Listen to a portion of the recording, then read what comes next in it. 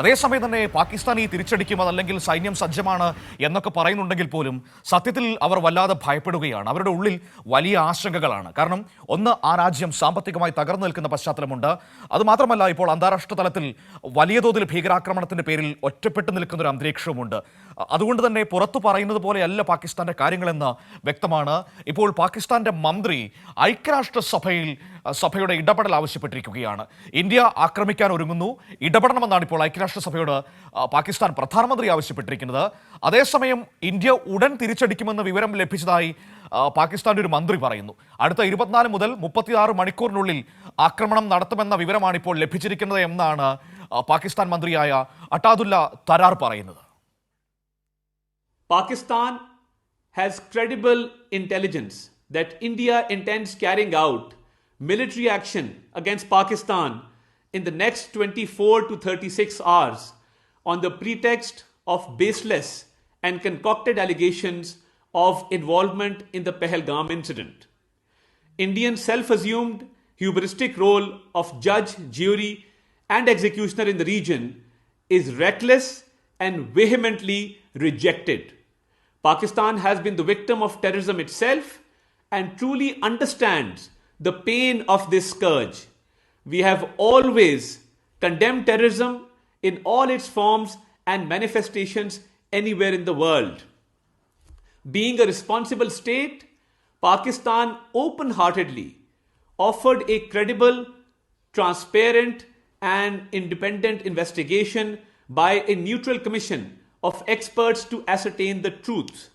Unfortunately, rather than pursuing the path of reason, India has apparently decided to tread the dangerous path of irrationality and confrontation, which will have catastrophic consequences for the complete region and beyond.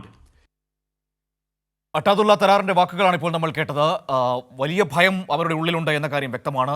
ഐക്യരാഷ്ട്രസഭയുടെ ഇടപെടൽ ആവശ്യപ്പെട്ടിരിക്കുന്നു പാകിസ്ഥാൻ പ്രധാനമന്ത്രി. നോക്കാം എന്താണ് സംഭവിക്കുന്നത്. വിഷ്ണു തലവൂർ കൂടി നമ്മളോടൊപ്പം ചേരുകയാണ്. വിഷ്ണു, പുറത്ത് വലിയ വാചകങ്ങൾ പറയുന്നു, ഞങ്ങൾ സജ്ജമാണ്, എന്ത് നീക്കമുണ്ടായാലും അതിന് തിരിച്ചടി ഉണ്ടാകും എന്നൊക്കെ പറയുമ്പോഴും യഥാർത്ഥത്തിൽ പാകിസ്ഥാൻ വല്ലാതെ ഭയപ്പെടുന്നുണ്ട് എന്നത് വ്യക്തമാണ്. ഒന്ന്, അന്താരാഷ്ട്ര തലത്തിൽ അവർ ഒറ്റപ്പെട്ടു പോകുന്ന ഒരു സാഹചര്യമുണ്ട് ഭീകരതയുടെ പേരിൽ, അതങ്ങനെ നിൽക്കുന്നു. മറുഭാഗത്ത് ഇന്ത്യൻ സമ്മർദ്ദങ്ങൾ ശക്തമാണ് താനും.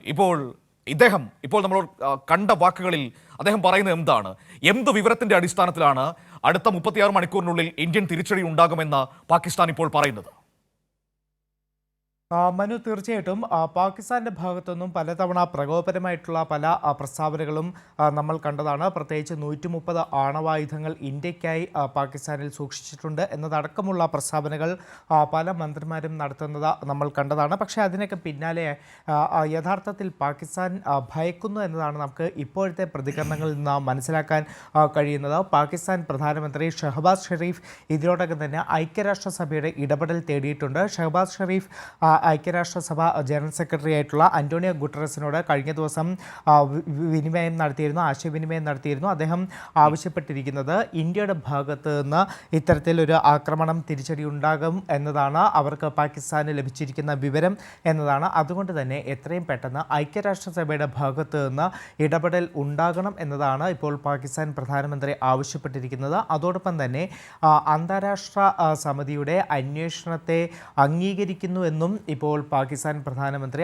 ഐക്യരാഷ്ട്രസഭയോട് ഇപ്പോൾ ഇത്തരത്തിൽ പറഞ്ഞിട്ടുണ്ട്. എന്തായാലും അത്തരത്തിൽ പാകിസ്ഥാൻ പ്രധാനമന്ത്രി പോലും ഇന്ത്യയുടെ ഭാഗത്തു നിന്നുണ്ടാകുന്ന നീക്കങ്ങളെ വലിയ തോതിൽ ഇപ്പോൾ ഭയക്കുന്നു എന്നതാണ് ഈ പ്രതികരണങ്ങളിൽ മനസ്സിലാക്കാൻ കഴിയുന്നത്. പ്രത്യേകിച്ച് പാകിസ്ഥാൻ അന്താരാഷ്ട്ര തലത്തിൽ തന്നെ ഒറ്റപ്പെടുന്ന ഒരു സാഹചര്യം ഇപ്പോഴുണ്ട്. കഴിഞ്ഞ ദിവസമാണ് ഐക്യരാഷ്ട്രസഭയുടെ യോഗത്തിൽ ഇന്ത്യ പാകിസ്ഥാനെതിരെ അതിരൂക്ഷ വിമർശനങ്ങൾ ഉന്നയിച്ചിരുന്നു. പ്രത്യേകിച്ച് പാകിസ്ഥാൻ്റെ ഭാഗത്ത് നിന്ന് ഇത്തരത്തിൽ ഭീകരവാദത്തെ പിന്തുണയ്ക്കുന്നുവെന്ന് പാകിസ്ഥാൻ തന്നെ തുറന്നു പറയുന്ന സാഹചര്യം പോലും ഇന്ത്യ കഴിഞ്ഞ ദിവസം ഐക്യരാഷ്ട്രസഭയിൽ തുറന്നു കാട്ടിയതാണ്. അതോടൊപ്പം മറ്റൊരു കാര്യമാണ് അല്പമുന്നേ നമ്മൾ കേട്ടൊരു പ്രതികരണം എന്ന് പറയുന്നത് പാകിസ്ഥാൻ വാർത്താവിനിമയ മന്ത്രി അത്തൗല്ല തരാറിൻ്റെ പ്രതികരണമാണ് നമ്മൾ കേട്ടത്. അദ്ദേഹം ആ പ്രതികരണത്തിൽ പറയുന്നത് ഇന്ത്യയുടെ ഭാഗത്ത് നിന്ന് ഇപ്പോൾ തിരിച്ചടി ഉണ്ടാകും അല്ലെങ്കിൽ ഒരു ആക്രമണം ഉണ്ടാകും എന്ന വിവരം, ഇൻ്റലിജൻസ് വിവരം പാകിസ്ഥാന് ലഭിച്ചിട്ടുണ്ട് എന്നതാണ് എന്നതാണ്. അത് 24 മുതൽ 36 മണിക്കൂറിനകം,